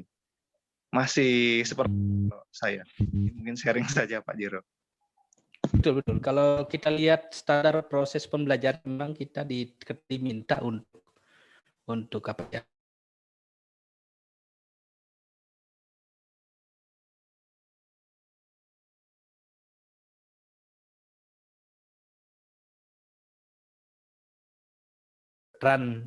Transformasi kan memang CP-nya di sana gitu kan, CPMK-nya memang di kemampuan matematisnya terkait dengan apa namanya transformasi tadi. Tentu kalaupun kita mau meng-create nanti ya create soal-soal transformasi. Kalau kita mau minta kaitkan sedikit dengan soalnya menjadi konteks, misalnya ada konteksnya, ya tentu kembali ke situ. Tapi konsep yang substansinya kan kembali lagi pencerminan, kemudian apalagi isometri dan sebagainya gitu. Cara kami pun masih kalau di sini, saya pun di sini itu masih seperti itu, Pak Riz. Memang sih kalau kita lihat dimensinya, Bapak Ibu yang lain juga, kalau kita lihat dimensinya di etnomatematik nanti, karena kita hubungannya saat ini adalah terkait dengan pembelajaran, tentu dari dimensi education-nya. Tetapi nanti sebenarnya kalau etnomatematiknya secara lebih meluas, bisa kita mau dari sisi political, kemudian epistemologi, kemudian historical dan sebagainya. 6 dimensi itu bisa dikaji oleh kita baik rekan-rekan mahasiswa, misalnya mahasiswa nanti kita juga bisa arahkan mahasiswa ke pendidikan, apakah mereka mau meneliti dari sisi pendidikannya, atau mereka mengeksplorasi, atau mereka membuat media, atau mereka menggunakannya dalam PTK, atau mereka mengeksperimenkan, atau mereka mengembangkan bahan ajar, yang mereka punya pilihan. Tapi kan tetap matematiknya bisa menjadi kajian di situ gitu. Kalau memang mereka tertarik, tergantung lagi dibawa ke bagian yang mana gitu.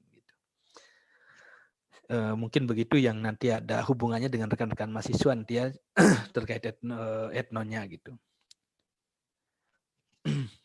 Saya gitu. Baik ya, terima kasih Pak Jero. Oke, Terima kasih Bapak atas jawabannya. Selanjutnya pertanyaan yang kedua. Silakan kepada para hadirin yang ingin mengajukan pertanyaan untuk menggunakan fitur raise hand.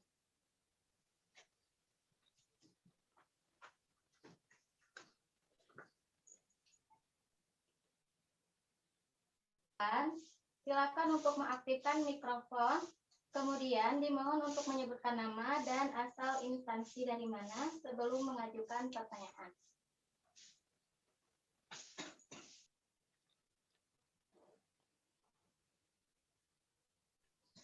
Silakan kepada para hadirin yang ingin bertanya untuk menggunakan fitur raise hand yang ada di dalam Zoom ini.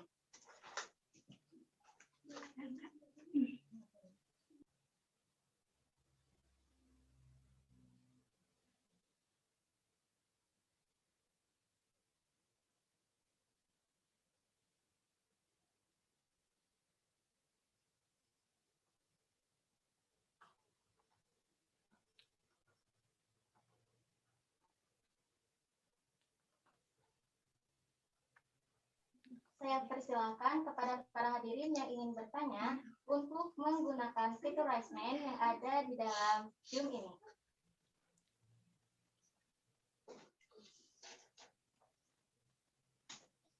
Kemudian setelah saya persilakan, silakan untuk mengaktifkan mikrofonnya dan dimohon untuk menyebutkan nama dan asal instansi dari mana.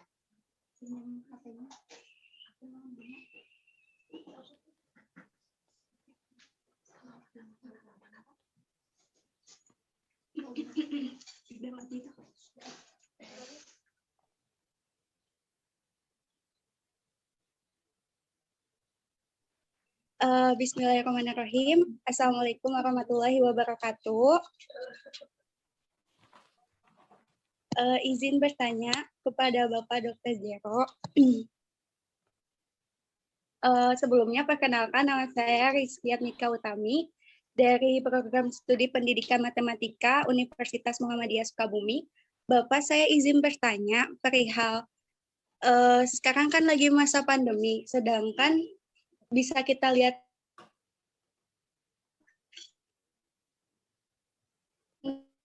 apapun pekerjaan latihannya dikerjakan oleh orang tuanya, apalagi untuk pembelajaran matematika tersendiri, terkadang siswa itu kayak acuh tak acuh untuk mengerjakannya, jadi mengandalkan orang tuanya. Nah, di sini kita lihat dari sudut pandangnya, bagaimana cara agar siswa tersebut bisa menumbuhkan rasa semangatnya walaupun belajar di tengah masa pandemi dan tetap memiliki rasa khas budayanya gitu, Pak. Mungkin cukup sekian yang bisa saya tanyakan kepada Bapak. Mohon jawabannya, Bapak. Terima kasih. Terima kasih atas pertanyaannya. Dipersilakan kepada Bapak Dr. Jero untuk menjawab pertanyaannya. Ya, baik. Terima kasih Siti atas pertanyaan. Nah, ini sebenarnya kalau kita bicara lagi ke motivasi ya. Nah, yang kita kalau dari sisi ini kita ya sebenarnya kan sebagai ini saja, sebagai bisa memberikan motivasi tapi bersifat motivasi ekstrinsik bagi peserta didik kita gitu. Motivasi ekstrinsik bagi peserta didik. Nah, kemudian kalau tadi ada juga pertanyaan berkaitan dengan budaya dan sekitar mengetengahkan budaya gitu ya, misalnya dalam motivasi pembelajaran dengan daring ini gitu. Memang kita dalam hal ini saya mencoba beberapa pendekatan gitu untuk selalu menjaga bahwa misalnya kalau misalnya biasanya motivasi mulai menurun itu kan wah bosan sudah gitu kan. Bosan gitu kan. Tapi tadi kalau memang pembelajaran kita pada saat tatap mayanya itu kan salah satu yang bisa saya sarankan memang untuk menjaga, tapi ini terlepas dari tugas-tugas tadi ya. Barangkali kalau tugas memang tugas karena ada statement tadi dikerjakan oleh orang tua gitu, berarti kan kita harus bagaimana membuat agar tugas itu bisa selesai secepat mungkin gitu. Makanya saya tadi mengetengahkan di materi tentang konsep micro learning itu. Dalam micro learning itu ada sekaligus tentang micro content dan penilaiannya juga micro gitu. Sehingga apa? Kalau kita ingin meyakin ya Siti ya, misalnya kita ingin yakin bahwa masa sih di saat bersamaan siswa kita juga orang tuanya juga di belakangnya mengerjakan gitu kan. Tapi kalau kita misalkan coba ini ya, simak video ini gitu misalnya, kita kirimkan video, simak, tapi kita kasih waktu 10 menit gitu. 10 menit, lalu langsung kita kirimkan satu soal atau 2 soal. Nah, itulah micro. Jadi di pertemuan itu langsung kita 1, 2. Nah, di situ penting lagi berikutnya, barangkali Siti, saya dan teman-teman pun ketika kita ngirim tugas pertama, lalu tidak ada feedback oleh pendidik kita, maka akan motivasi kita akan berkurang. Gitu. Atau tidak ada yang membuat semangat kita, maksudnya, oh ini benar atau salah gitu. Lalu di kelebihan kalau kita memotivasinya, kita menggunakan micro ini, ketika soalnya singkat, apalagi benar salah atau ini, secara sistem kita terbantu, pendidik kita terbantu.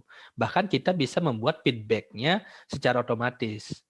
Feedback-nya itu misalnya kalau dia nilainya benar, langsung kita berikan, wah hebat, gitu. Langsung di situ ketik secara otomatis feedback-nya kalau kita menggunakan aplikasi. Nah, atau kita berikan sistem gini, hanya menerima 10 pengirim pertama, hanya menerima 5 pengirim pertama. Nah, jadi itu bisa, pernah saya misalnya dengan begitu mereka berlomba juga. Oh, saya hanya terima 5 pengirim pertama. Gitu. Jadi yang tidak ngirim ini atau tidak menjawab di luar 5 ini kita anggap entah mereka tidak menyimak atau kalah cepat atau seperti apa. Nah, kayak gitu. Misalnya begitu bisa. Jadi dengan konsep micro itu. Tetapi di situ pada saat kita menggunakan konsep micro learning ini kelebihannya apa? Kalau mahasiswa kita kehilangan nilai, maka bobotnya tidak terlalu besar kehilangannya. Kan misalnya gini nih. Tugas kuis ini bobotnya 5%. Tapi dia tidak ikut. Tidak ikut berarti dia kehilangan 5% dari 100%. Nah, terkadang kebijakan kita selaku pendidik, apakah kita akan memberikan kesempatan itu dibuka lagi untuk kasus-kasus misalnya peserta didik kita memiliki alasan yang kuat atau seperti apa? Tentu dengan prinsip-prinsip penilaian tentunya. Gitu. Jadi saya mencoba dalam hal ini penting untuk mengetengahkan dalam pembelajaran daring, terutama di sisi tatap mukanya, dalam mayanya, adanya feedback. Kemudian kita adakan variasi di skenario peta program kita, tidak monoton bahwa pasti WA dulu, nonton video, tugas, tidak begitu monoton. Jadi di hari pertama mungkin, di hari kedua misalnya, kita kirimkan video dulu, baru diskusi tatap maya, baru ada penilaian menggunakan kuisis. Kemudian berikutnya kita coba tukar, kita tatap maya dulu, baru gunakan aplikasi lain. Berikutnya jangan tatap maya, tidak ada tatap maya. Atau berikutnya lagi, kan kalau kita pakai Zoom misalnya hanya yang kalau kita tidak berlangganan kan maksimum 40 menit. Jadi jangan kita gurunya yang buat Zoom. Jadi mahasiswanya dalam kelompok buat Zoom gitu. Jadi kita yang berkunjung ke dalam grupnya mereka gitu. Jadi bukan kita yang buat Zoom, mereka yang buat Zoom. Siapa yang siap, mereka yang kita kunjungi gitu. Pernah juga saya coba seperti itu, tapi tidak selalu berhasil sih. Artinya dibutuhkan apa ya? Kita juga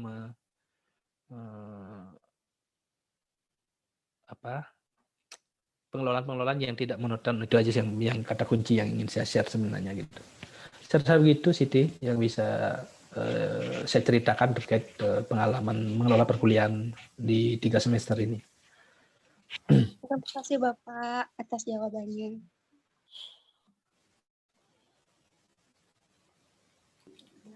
Terima kasih Bapak atas jawabannya.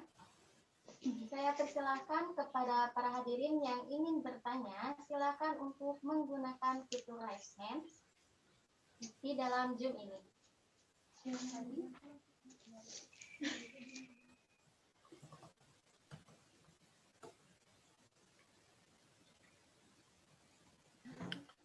Sekali lagi, silakan kepada para hadirin yang ingin bertanya, silakan untuk menggunakan fitur raise hand.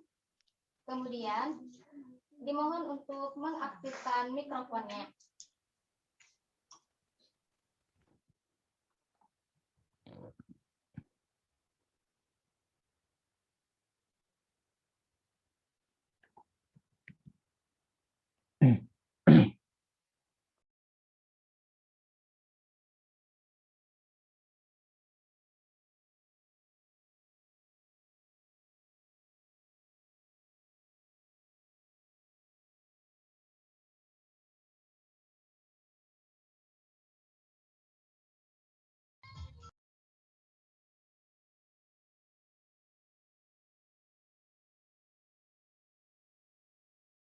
Ya, sambil nunggu ya. Jadi saya juga ingin nyapa teman-teman, ada beberapa teman-teman yang hadir.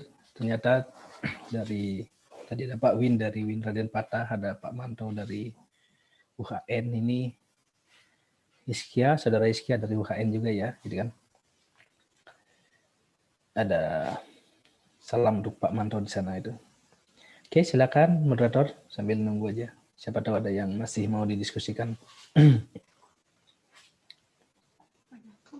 Baik, silakan kepada para hadirin yang ingin bertanya, silakan untuk menggunakan fitur raise hand yang ada di dalam Zoom ini.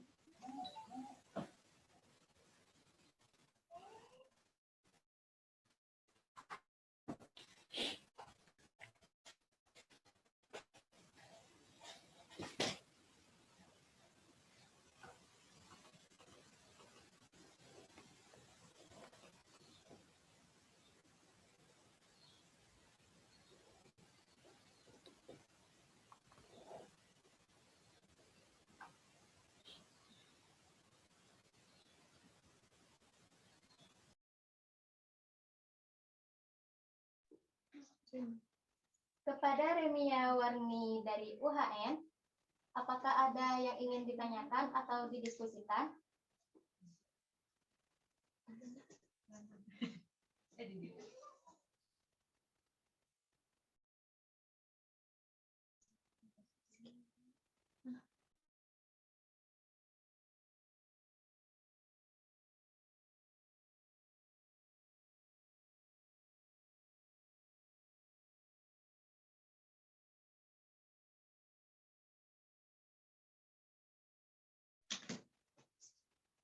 Silakan kepada Saudari Hizkia Ronaldus dari UHN untuk mengaktifkan mikrofonnya. Baik, terima kasih kepada teman-teman UMI yang telah melakukan seminar pada hari ini. Yang ingin saya tanyakan kepada Dr. Ini kali kedua saya mengikuti untuk diskusi seminar yang telah dibawakan oleh Bapak Jero. Kebetulan diskusi pertama itu tahun lalu yang dilakukan oleh no mention nggak salah pada saat itu ya Pak ya. Nah, mungkin yang mau saya pertanyakan sebenarnya kepada Bapak Jero berkaitan tentang budaya, karena tadi disampaikan juga oleh Bapak Jero adalah tentang etnomatematis, yang dimana terkandung di dalamnya adalah tentang etno atau budaya. Nah, yang ingin saya sampaikan, apakah kandungan budaya yang disampaikan di situ hanya sebatas tentang budaya-budaya yang berumur panjang, maksudnya budaya-budaya suku, budaya-budaya ras atau apapun itu yang memang sudah mempunyai umur yang panjang, misalnya seperti tadi yang sudah dipaparkan oleh Bapak, seperti mungkin bangunan atau apa. Nah, apakah budaya di situ bisa kita pelebar menjadi suatu kebiasaan yang mungkin yang sudah menjadi rutinitas yang dilakukan oleh masyarakat pada saat ini? Misalnya ya mungkin sebuah bangunan-bangunan yang mungkin yang punya ciri khas di suatu daerah, walaupun itu hanyalah sebatas bukan menjadi konteks kebudayaan dari suatu daerah itu, tetapi bisa saja itu mungkin yang memang bisa dilihat menjadi ikon dari tempat itu. Maksud saya di situ dia Pak, apakah kebudayaan itu hanya sebatas di situ saja? Apakah bisa kita pelebar menjadi sebuah kebiasaan yang dilakukan oleh beberapa di suatu tempat itu yang menjadi rutinitas, yang menjadi ciri khas dari suatu daerah itu? Mungkin itu Pak. Aku mikirnya di situ, apakah kebudayaan itu mentok pada suatu yang memang sebuah tradisi yang memang sudah berumur panjang, ya seperti tadi telah Bapak sampaikan kan, tentang rumah, kemudian apa tadi itu. Mungkin itu sih Pak yang mau aku sampaikan. Yang mau aku pertanyakan, apakah budaya itu bisa kita pelebar? Mungkin itu Pak. Terima kasih kepada moderator. Terima kasih atas pertanyaannya. Dipersilakan kepada Bapak Dr. Jero untuk menjawab pertanyaan.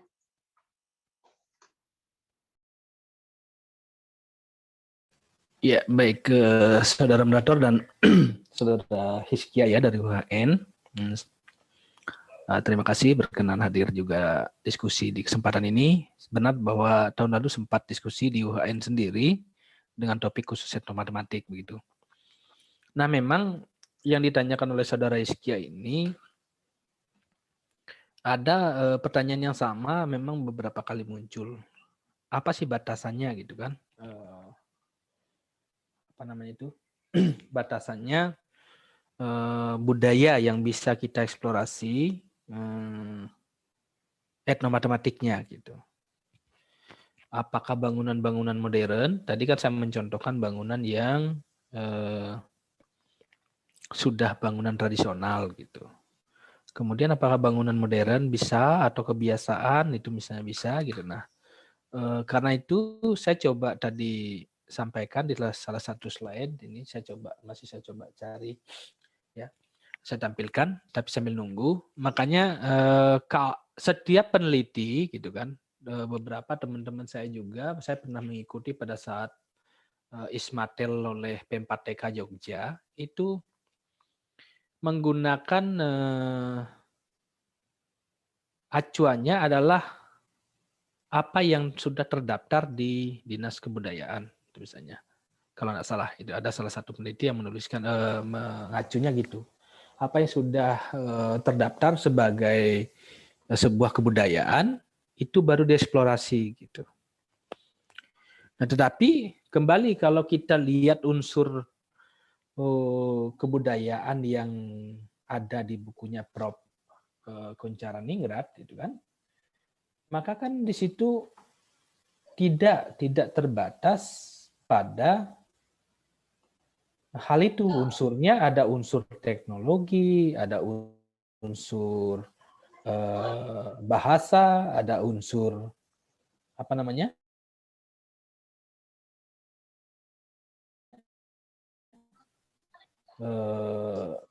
peralatan gitu. Nah, kalau begitu berarti kalau ada sebuah kelompok ada sebuah organisasi kelompok budaya misalnya. Nah, sekarang kita kembali ke sini ke kelompok. Kalau kita lihat kajian etnografi. Etnografi itu kan mengkaji sebuah kelompok gitu. Misalnya apa namanya sebuah kelompok budaya gitu kan. Nah, kalau kita bawa ke etnografi, kelompok budaya di situ kelompok budaya seperti satu kelas satu sekelompok siswa yang beraktivitas yang dibatasi dengan dipandang sebagai sebuah kelompok budaya gitu. Batasannya adalah organisasi itu, misalnya atau organisasi misalnya kelompok tani atau apa gitu dan lakukan sebuah kegiatan sekarang.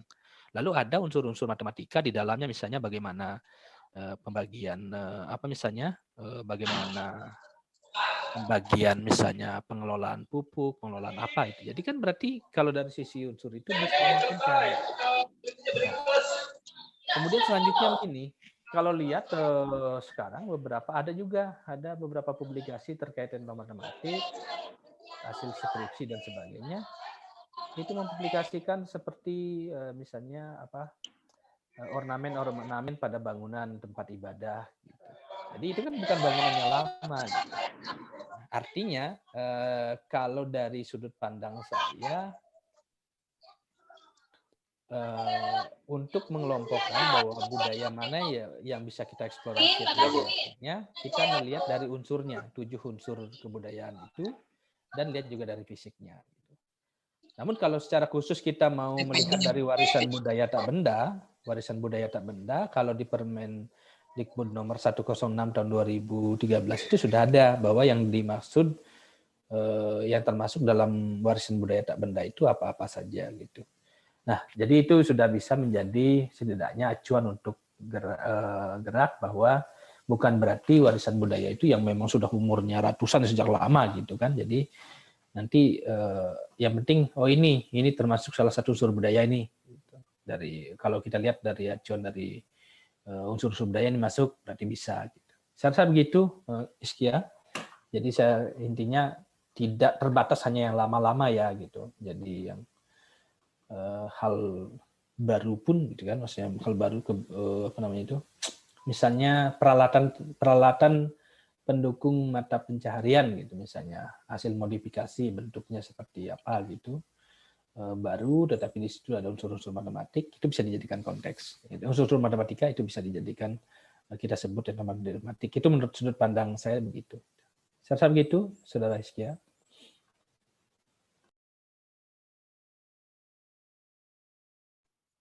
Terima kasih Bapak atas jawabannya.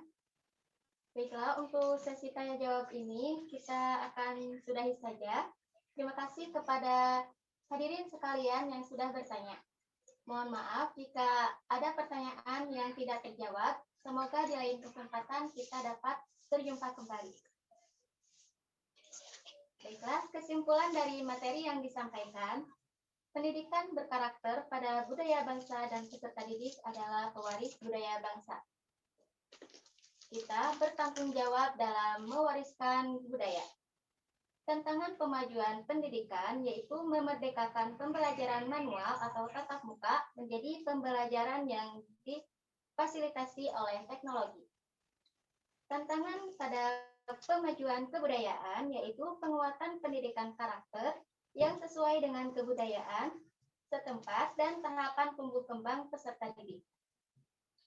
Wadah pendidik untuk mengintegrasikan nilai-nilai budaya yaitu dengan etnomatematika. Wujud dari kebudayaan yaitu sistem budaya, sistem sosial, dan kebudayaan fisik. Adapun unsur-unsur kebudayaan meliputi bahasa, sistem pengetahuan, sistem negeri, sistem teknologi, sistem mata pencaharian, kesenian, dan organisasi sosial. Pembelajaran daring apabila proses atau hampir 80% dilakukan secara online, sedangkan untuk tatap muka proses daringnya hampir 0%. Adapun prinsip pembelajaran daring yaitu behaviorisme, kognitivisme, konstruktivisme, dan konektivisme. Untuk aplikasi keterlibatan siswa yaitu Mentimeter, Kahoot, Edward Puzzle, dan Quizzes. Adapun aplikasi kolaborasi yaitu aplikasi Zoom Meeting dan Google Meet. Untuk video, kita dapat menggunakan YouTube dan PictureTube.